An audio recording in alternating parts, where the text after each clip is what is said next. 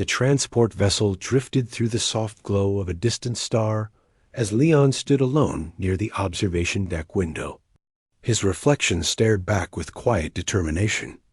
Task Group Orion had assigned him to a diplomatic outpost on the remote world of Nera, a planet long rumored to carry old wounds from a forgotten conflict. He did not know why Command wanted him there, nor why the urgent order had included a request for a human with a calm temperament. He did not expect the mission to stir memories. He thought he had buried Leon, remembered Nera only faintly. As a young cadet, he had spent a brief childhood exchange program there, living among their pale forests and strange crystalline hills. He had not thought of that place in years. Yet something in his chest tightened when he read the mission file.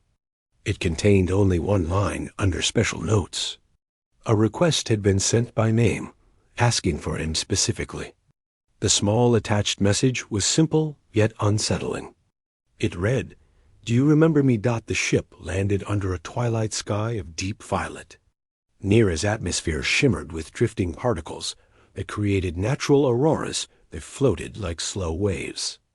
Leon stepped out of the landing ramp and breathed in the cool air. The settlement was quiet, built from polished stone and reflective spires that caught ambient starlight. He saw no welcoming party, only a single figure leaning on a staff near the edge of the platform. She looked almost human at first glance, though her skin carried a faint silver sheen like moonmetal. Her hair reached her shoulders in smooth, pale strands. Her left leg appeared mechanical and slender, a beautifully crafted prosthetic with glowing veins. The sight made Leon pause as he tried to remember why she felt familiar. She lifted her head and smiled gently. "You came," she said. Her voice was soft, almost fragile, yet steady. Leon stepped forward. "Unsure. Do we know each other?" he asked. She laughed quietly, not mockingly. More like someone who finally saw what they had been searching for. "My name is Erin," she said. "You once knew me long ago. I was the girl who walked with the brace and always stayed behind during group runs. The one who fell near the crystal bridge. The one you helped up. The one you spoke to every morning before lessons. You may not recall the details, but you told me that I was not weak. You told me I mattered. You told me a person's worth had nothing to do with their body. Do you remember now?" The memories struck Leon like a slow rising dawn. He saw it then. A shy girl with a damaged leg. A girl who the others ignored out of quiet pity. A girl who spoke softly yet carried a hopeful spark. He remembered lifting her after she fell. He remembered sitting beside her during lessons. He remembered promising to always respond when she called. "You grew," Leon said, almost breathless. "You changed much." Erin shook her head. "No," she said. "Only my world changed. I waited for the moment you would return. I sent the message because our planet needs you again." Leon blinked in confusion. "I am not a warrior," he said. "I am not someone who can change the fate of a world." "You changed mine," she replied. "And that is enough." She guided him through the settlement. Citizens of Nera walked with quiet grace among floating lanterns shaped from translucent minerals. Leon noticed the way they nodded respectfully at Erin. She carried an air of quiet authority, yet she moved slowly due to her mechanical leg. Still, she walked proudly. She showed him the council chambers, where smooth walls pulsed with bioluminescent energy. She explained that tensions had grown between Nera and a neighboring coalition after misunderstandings over resource zones in the crystal valleys. They feared conflict. "Your people were once part of this," Erin said. "You were the only human child who visited. They remember your presence. They remember what you did for one of their own. They believe you can help open the path to understanding again." Leon listened carefully. "Why me and not someone with higher rank?" he asked. "Because the council does not trust ranks," she said. "They trust bonds. They trust those who act with heart, even when they gain nothing. He followed her into a high platform overlooking the crystal range. Massive spires rose like frozen lightning bolts. The valleys shimmered in soft pastel colors. Erin leaned on the railing as the wind brushed her hair. "There is more," she said. "I asked for you, not only for diplomacy. I asked because I have one request that no one here can refuse if you stand with me." Leon turned toward her.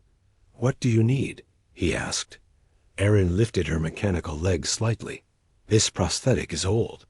It was built after an accident years ago. Our healers say I may never walk without assistance again. Some see me as incomplete. Some think I am unfit to serve on the council.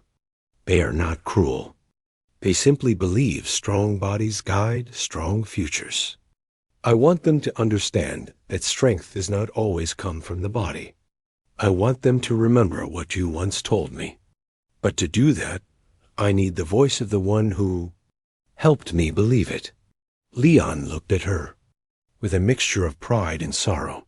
"You want me to speak for you before the council?" he asked. She nodded. "I want them to hear from someone who saw my worth when I did not see it myself."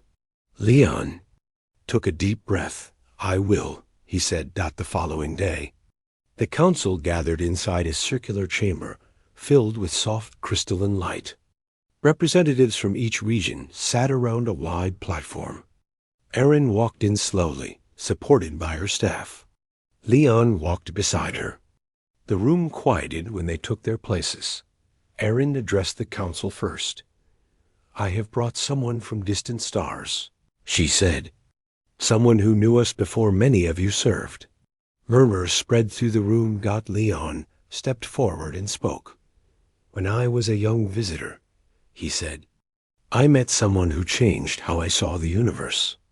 She struggled with her leg, yet she carried more strength than any soldier I have served with. Strength is not always the power to run or fight. Sometimes it is the courage to keep walking. Sometimes it is the heart to believe in peace when others choose doubt. Erin taught me that, and I believe she can guide you through these uncertain times." The council members listened with thoughtful expressions. One elder rose. He was tall with crystalline patterns running through his skin. "You speak with sincerity," he said. "But what makes this individual worthy of leading negotiations if she cannot match the physical expectations of a representative?" Leon met his eyes calmly. "If physical perfection defined leaders," he said, "then humanity would have perished long ago. We survive because we stand with those who carry invisible strength.